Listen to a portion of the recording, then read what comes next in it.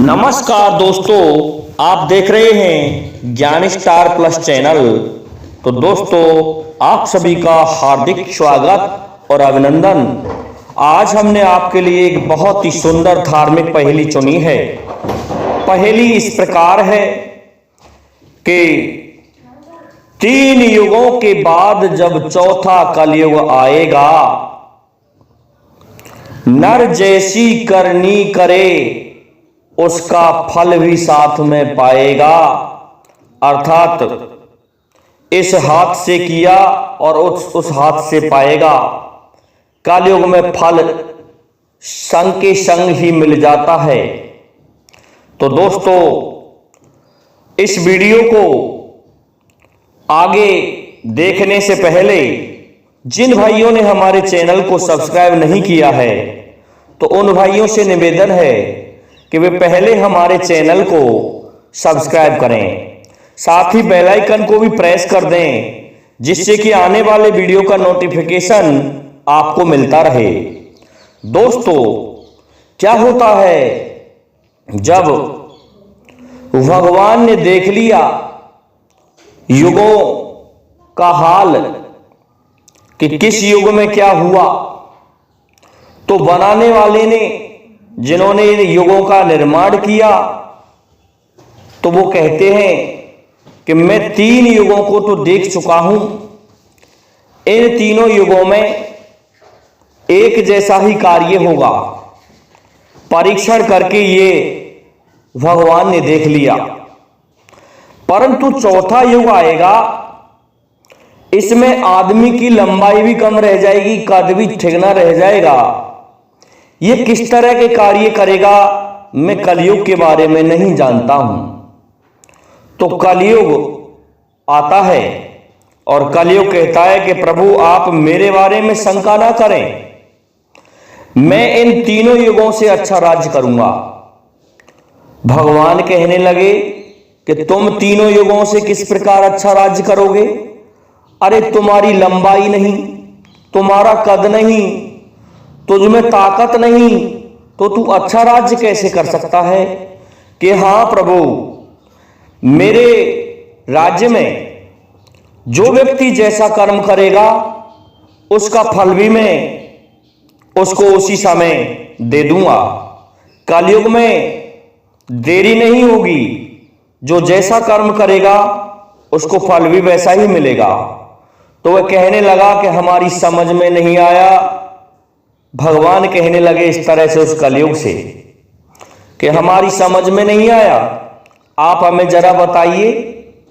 तो उसका परीक्षण करके देखते हैं भगवान। तो क्या होता है, 4 चोर चोरी करने के लिए चलते हैं और चारों जा रहे हैं किसी दूसरे गांव में चोरी करने।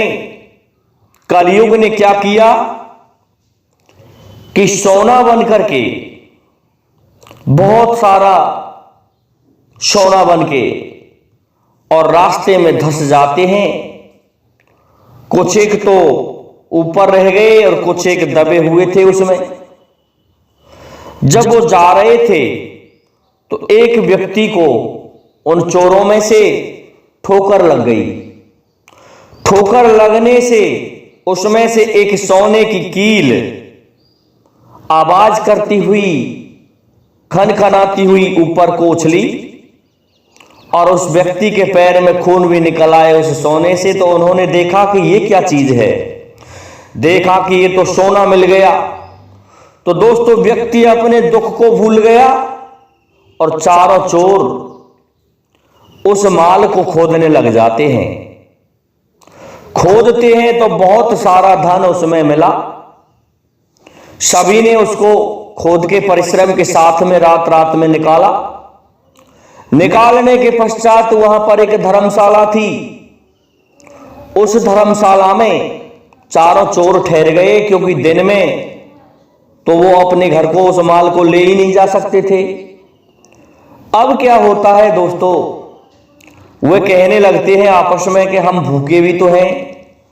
तो एक कहने लगा कि इस माल में से कुछ माल ले जाओ और तुम हमारे लिए खाने के लिए कुछ एक वस्तुएं ले आओ। इधर वो कहने लगे कि हमको प्यास जो लगी है, पानी कहां से आएगा, कि पानी की व्यवस्था हम करके रखेंगे। इस प्रकार से दोस्तों दो चोर माल के पास में रह जाते हैं और दो चोर चोरी से छुटकारा पाके खाना खाने हेतु खाना लेने चले जाते हैं। तो वे बाजार में पहुंचे, उन्होंने वहां पर देखा कि बहुत सारे मिष्टान पकवान रखे हुए हैं। तो उन्होंने मिष्टान पकवान इस तरह के खरीदे कि जिनको देखने से ही मुंह में पानी आ जाए। इस तरह के मिष्टान पकवान उन चोरों ने खरीद लिए। खरीदने के पश्चात फिर गए मेडिकल की दुकान पर, वहां से एक पुरिया जहर भी खरीद लिया। दोनों कहने लगे कि हम और तुम आधा आधा विभाजित कर लेंगे उस माल को, और 4 लोगों में हमें मिलेगा भी क्या, इसलिए अब आप ऐसा करें कि इसमें जहर मिला दें। हम पहले ही खाना खा लेते हैं और फिर उन दोनों को जहर मिला हुआ भोजन हम खिला देंगे, वो मर जाएंगे, हम और तुम आधा आधा माल घर को ले चलेंगे। इस तरह से दोनों ने मंत्रणा कर ली। तो दोस्तों उन्होंने उस खाने में जहर मिला दिया खुद ने खाके, और फिर चल देते हैं उनकी तरफ। इधर क्या होता है कि दो चोर जो माल के पास रुके थे वे भी मंत्रणा करते हैं और कहते हैं कि ऐसा है भाई, हमको भूख तो लगी हुई है लेकिन पानी पिएंगे वो लोग, क्योंकि वहां से यहां तक पैदल चल के आएंगे तो उन्हें पानी की आवश्यकता होगी। इसलिए हम ऐसा करते हैं, पानी ले आते हैं और हम दोनों पानी पी लेते हैं और इसमें जहर मिला देते हैं।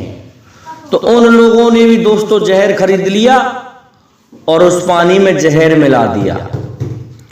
अब क्या होता है, वो चोर खाना लेकर के पहुंच गए। तो खाने को देख करके वो कहने लगे आओ तो भाई खाना खाते हैं।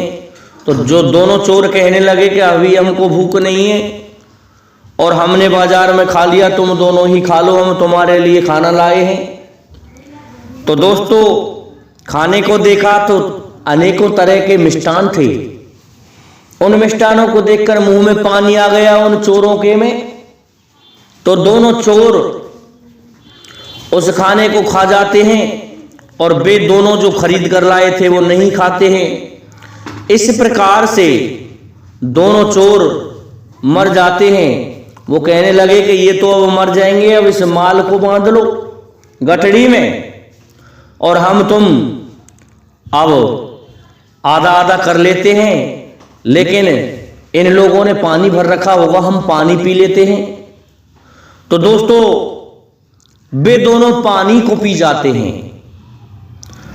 इधर उन्होंने पानी पिया तो वो भी मर गए और वो भी मर गए, माल किसी के हाथ नहीं लगा। तो दोस्तों जिसने जैसी करनी करी उसको तुरंत ही वैसा ही फल मिला। उन्होंने जहर मिलाया तो उनके लिए भी जहर तैयार मिला। इस प्रकार से कलयुग ने कहा कि प्रभु देख लिया मेरा राज्य, मैं इस तरह का राज्य करूंगा।